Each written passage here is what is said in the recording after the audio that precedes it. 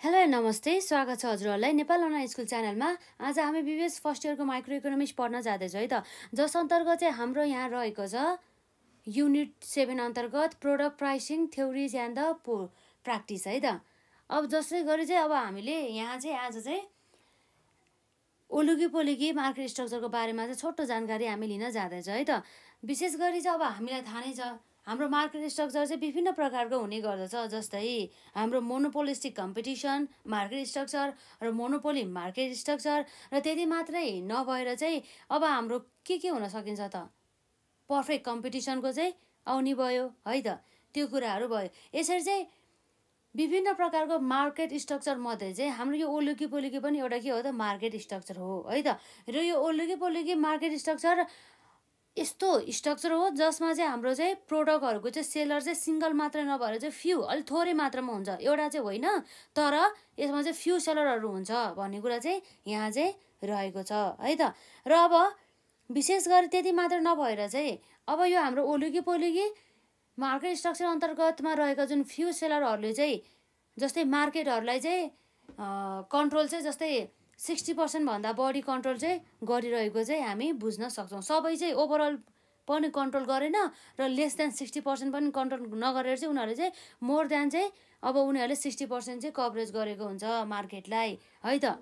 त्यस्तो मार्केट स्ट्रक्चरमा रहेको जुन हाम्रो फर्महरूले चाहिँ अब विशेष गरी चाहिँ अब के हुन्छ त उनीहरू चाहिँ एकअर्काप्रति चाहिँ इन्टरडिपेन्डेन्स हुने गर्दछ, एकअर्काप्रति चाहिँ आत्मनिर्भर चाहिँ हुने गर्दछ भन्ने कुरा रहेको छ। जसमा चाहिँ हाम्रो चाहिँ थोरै फर्महरू बिच चाहिँ क्लोज कम्पिटिसन चाहिँ हुने गर्दछ है त। अब हेरौँ त हाम्रो यहाँ ओलुकी मार्केट स्ट्रक्चर भन्ने बित्तिकै के रहेछ कहिलेकाहीँ अब हामीलाई 2 मार्क्समा पनि सोध्न सकिन्छ, प्लस यसको फिचर्सहरूको बारेमा पनि हामीलाई 2 मार्क्समा सोध्न सकिन्छ है त।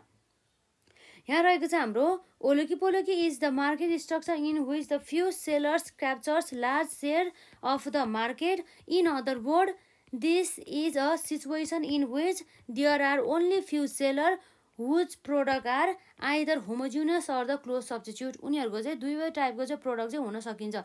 कि त उसको चाहिँ हाम्रो के हुन सकिन्छ त होमोजिनियस नेचरको पनि हुन सकिने भयो र होमोजिनियस नेचरको मात्रै नभएर पनि अब के पनि हुन सकिन्छ त क्लोज सब्स्टिट्युटको नेचरको पनि हुन सकिन्छ। तर क्लोज सब्स्टिट्युट मात्रै र अब अर्को के हुन्छ त क्लोज सब्स्टिट्युट मात्रै र त्यति मात्रै नभएर चाहिँ अब होमोजिनियस नेचरको मात्रै नभएर चाहिँ यहाँ चाहिँ अब अरू कुराहरू पनि हुने गर्दछ। दुवै टाइपको चाहिँ हामीले यसरी प्रोडक्टहरू चाहिँ देख्न सक्छौँ भन्ने कुरा चाहिँ यहाँ रहेको छ है त। र अब हेरौँ हामी यहाँ it is competition among few if product है if product are homogeneous it is called the perfect oligopoly है त। जब चाहिँ प्रोडक्ट चाहिँ हाम्रो होमोजिनियस भएको बेला चाहिँ यसलाई हामी के भन्छौँ त पर्फेक्ट ओलिगोपोली भन्छौँ अरे है त। On the other hand if product are different यदि चाहिँ प्रोडक्ट चाहिँ सब्स्टिट्युट अथवा डिफ्रेन्ट चाहिँ छ भनेदेखि चाहिँ त्यस्तो अवस्थामा चाहिँ यो के भयो भन्दा इट इज कल्ड इनपर्फेक्ट ओलिगोपोली भन्ने कुरा भयो है त। यो चाहिँ के भयो त इनपर्फेक्ट ओलिगोपोली भन्ने कुरा चाहिँ हामीले हेर्न सक्छौँ है त। यो भयो हाम्रो सानो जानकारी ओलिगोपोली मार्केट अन्तर्गत है त। ओलिगोपोली भनौँ न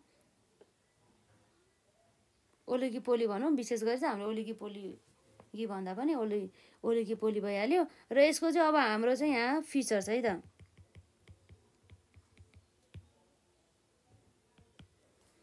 ओलिगोपोली मार्केट अन्तर्गत चाहिँ हाम्रो यसको फिचर्सहरू के हुन्छ त अ फ्यु है त। अ फ्यु सेलर हुने भयो र अर्को भनेको हाम्रो प्राइस रिजिडिटीको कुरा आउँछ। प्राइस रिजिडिटी भयो र त्यति मात्र नभएर चाहिँ यहाँ चाहिँ इन्टरडिपेन्डेन्स है त। इन्टरडिपेन्डेन्स बिट्विन फर्म भन्ने कुरा भयो र अर्को भनेको चाहिँ हाम्रो यसमा चाहिँ close competition among the form भन्ने कुरा भयो है त। क्लोज कम्पिटिसन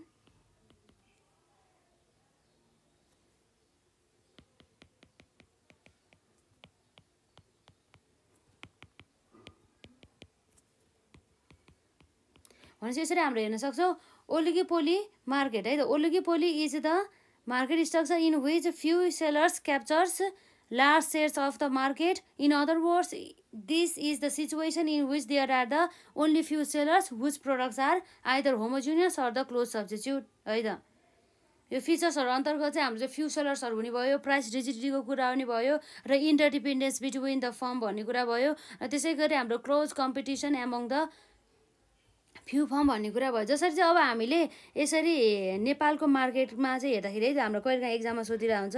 यो हेरौँ त हाम्रो एक्जाम्पलहरु, जस्तै यो oligopoly market in the Nepal है त, ओलिगोपोली है त,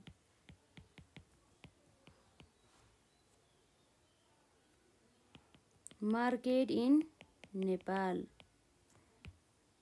जस्तै हाम्रो एक्जाम्पल हेरौँ त। अर्को भनेको एउटा जस्तै हाम्रो टेलिकम्युनिकेसन कम्पनीहरु बीच भएको कम्पिटिसन है त, अर्थात् हाम्रो रहेको छ यसमा कम्पिटिसन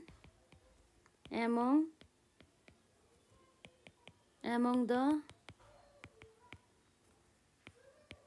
टेलिकम्युनिकेसन है त, टेलिकम्युनिकेसन कम्पनीज भन्ने कुरा भयो। र यसै गरी अर्को भनेको हाम्रो competition among the instant noodle companies है त,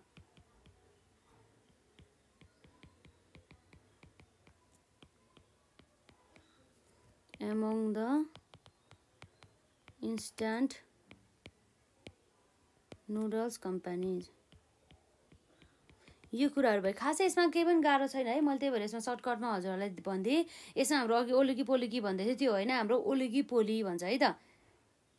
Definition of the oligopoly. Oligopoly is the market structure in which few sellers है त, few sellers captures the large shares of the market. In other words, this is a situation in which there are only few sellers whose products are either homogeneous or the close substitute भन्ने कुरा भयो। It is the competition among the few. If the products are homogeneous, it is called perfect oligopoly.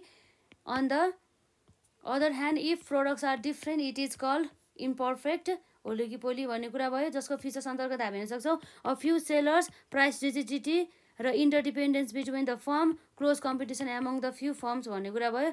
र अब हामीले यसरी कहिलेकाहीँ एक्जाममा 2 मार्क्समा यसरी oligopoly market अन्तर्गत चाहिँ हाम्रो नेपालमा चाहिँ के हुन सकिन्छ भनेर एक्जाममा सोध्न सकिन्छ। त्यो भने चाहिँ हाम्रो कम्पिटिसन एमङ द टेलिकम्युनिकेसन कम्पनीजहरुमा भयो र त्यसै गरी चाहिँ हाम्रो competition among the instant noodles companies भन्ने कुरा भयो है त। र आजलाई यति नै गरौँ। यो जुन हाम्रो छोटो जानकारी मात्रै थियो यो मार्केट अन्तर्गत। र नेक्स्ट पार्टमा चाहिँ अझै पनि हाम्रो चाहिँ मोनोपोलिस्टिक मार्केट स्ट्रक्चरको चाहिँ सर्ट रन र लङ रनमा हुने हामी इक्विलिब्रियमको चाहिँ कुरा गर्छौं।